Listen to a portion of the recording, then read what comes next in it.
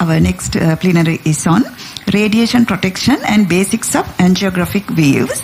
I know it is more important for all the cath lab staff, but it is important for all of us to know about this. So let's invite Dr. Ruwan Munasinghe. He is the speaker of this lecture. He is a consultant cardiologist attached to District General Hospital, Monaragala. Over to you, Ruwan.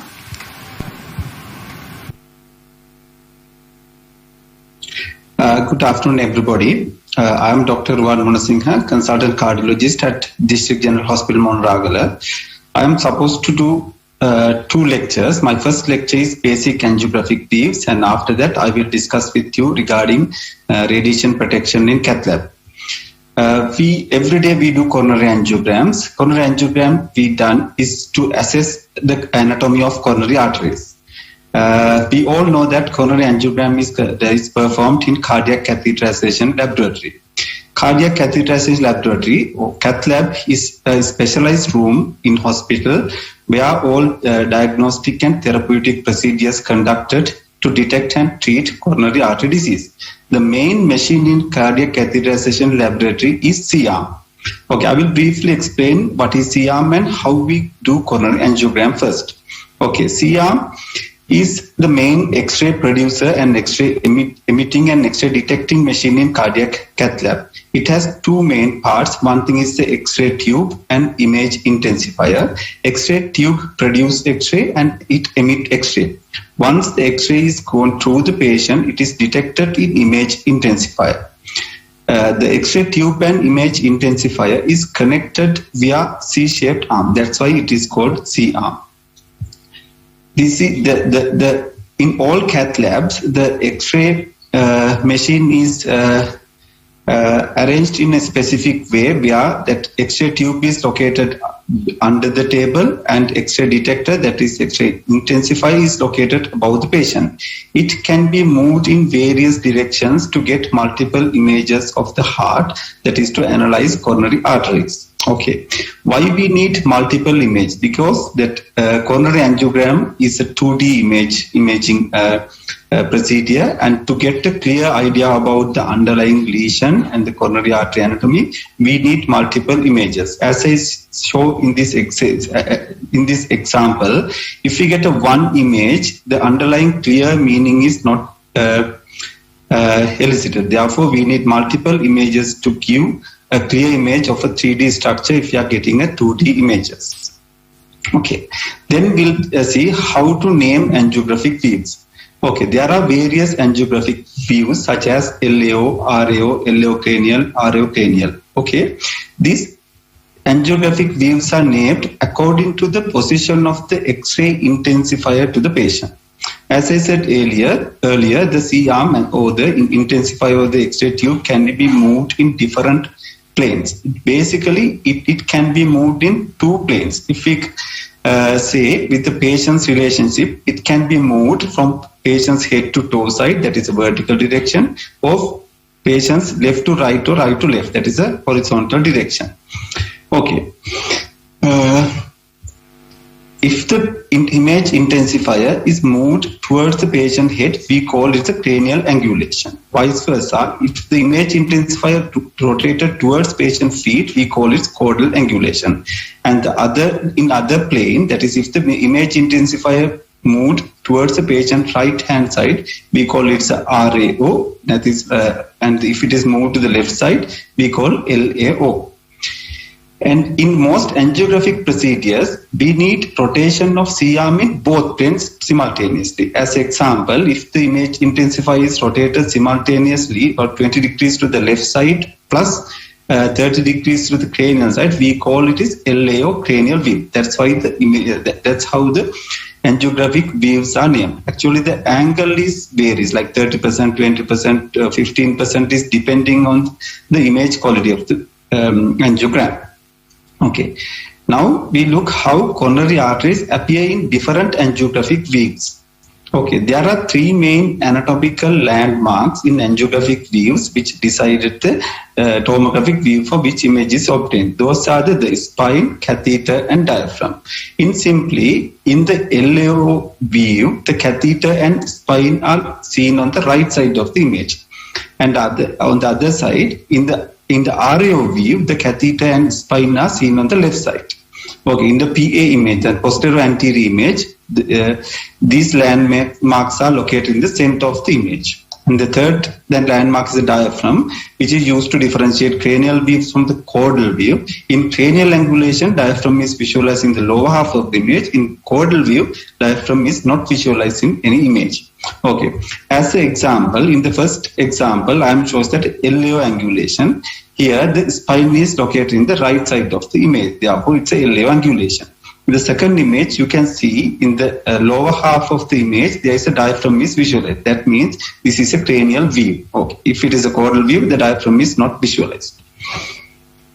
Okay, then we'll see what are the specific angiographic views which needed to assess the left and right coronary arteries. Okay. In simply, cranial views are good to visualize left anterior descending artery, and caudal views are good to visualize circumflex artery.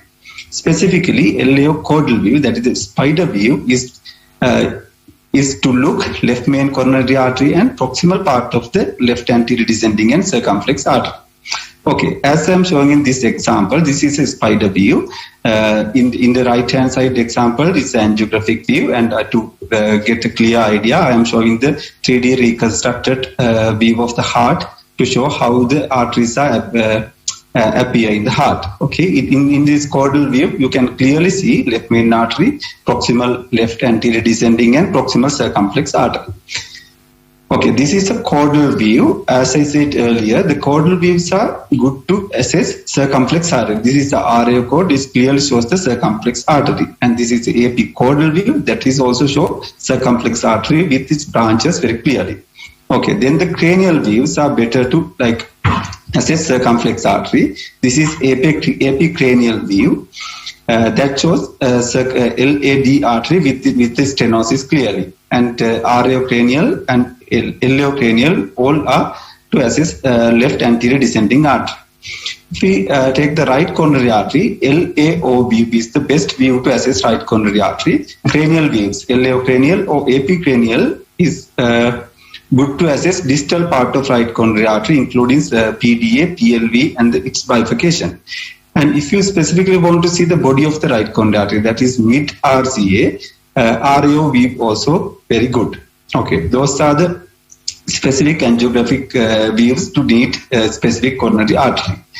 Then I will move into my second topic, that is the radiation protection in cath lab. In this presentation, I am briefly discuss with you regarding the introduction and the basics about X-ray and what is the occupational risk in cath lab and how to prevent radiation exposure for this, specifically for the staff. Okay. We all know that ionizing radiation in the form of X-ray is used extensively in modern cardiac cath lab. Cath lab staffs are repeatedly exposed to ionizing radiation, and even though radiation gives many benefits to the patient, it carries many health hazards to the staff. Therefore, better understanding safe use is important for reduce the radiation exposure. Okay. Briefly about history, the X-ray was first invented by a German scientist called Röntgen, and he was awarded in 1901 Nobel Prize for his this invention. And after that, Marie Curie and there are various scientists has improved the radiation and new things were invented. What is radiation actually? It's an energy that comes from a source and it travels through the space in the form of electromagnetic wave. We all know that there are various kinds of radiation like simple heat or light from a sun, microwaves and X-ray from X-ray tube, all are examples for radiation. There are main two types of radiation, that is non-ionizing radiation and ionizing radiation. Non-ionizing radiation is actually with low energy type of radiation. It does not carry significant harm to anyone. Okay, the examples like heat, light, radar, microwave ovens are non-ionizing radiation. Ionizing radiation, which is the example is X-ray, it carries more energy. Therefore, once it is passes through a material, it deposits energy to break molecular bonds. It can cause benefits as well as harm due to this extra energy causing displacement of ions in molecules in material. Okay, it has a lot of benefits. As I show these slides, we have many benefits from X-ray. Very few things regarding how to measure in radiation, because radiation have various like units to measure. In radioactivity, exposure, absorbed dose, and dose equivalent are measured in different units. I'm not going to discuss more about this because I'm mainly highlighting the radiation protection. Okay, and then what is the occupational risk in cath lab? It is known that radiation can produce effect at the level of cells, causing mutation, leading to cancer or even death. That is the main harm in exposure to radiation. This is not common in all patients, but in minor risk, there's a minor risk to have like mutation in cells once the exposure to radiation. Okay, in history, the scientist who has invented X-ray has discovered to having intestinal cancer. It was suspected to have it is due to radiation. And then the Marie Curie is the other scientist who have invented radiation. She also had blood-borne cancer, was suspected to have due to radiation. And then the various case reports have reported that interventional cardiologists had brain tumors, and there is a higher incidence of developing cataract, and there is a structural and functional changes in thyroid gland. Therefore, we are in danger if we are exposed to radiation unnecessarily without any safe manner. Okay, there are two main like effects due to radiation, and again, I'm not going to discuss these minor details in depth. Okay. These are the examples that we can get: sunburn, cataract, that hair loss, and skin necrosis due to radiation exposure. Therefore, it is like important to optimize radiation safety in cath lab. There are various ways to like reduce cath lab radiation, reduce the cath lab exposure. Okay, these are the main things I'm discussing. Most important thing we can easily do is stay away as maximum from the patient as well as from the radiation tube. And then we have to measure our radiation. There is a device called dosimeter. It measures how much we expose for the radiation. In all cath lab, this device should be like wear by all the staff to measure the radiation exposure. And then whenever the radiographer or interventional consultant cardiologist who is doing procedure have to control the exposure, radiation exposure. There's something called heavy foot syndrome, that is keeping that keeping the radiation always on, even without looking at the screen. Therefore, it should be done whenever we are seeing the screens only.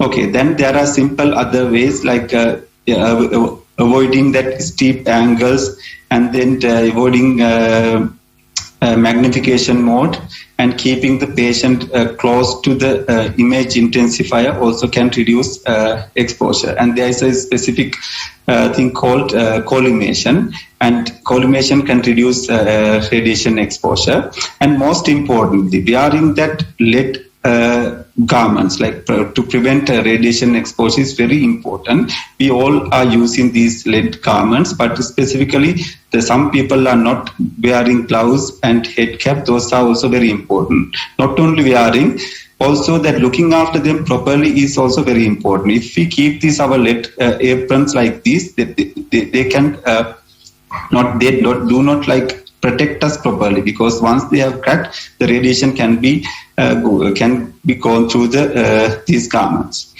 Okay, and then the maximum use of that this lead shield also very important.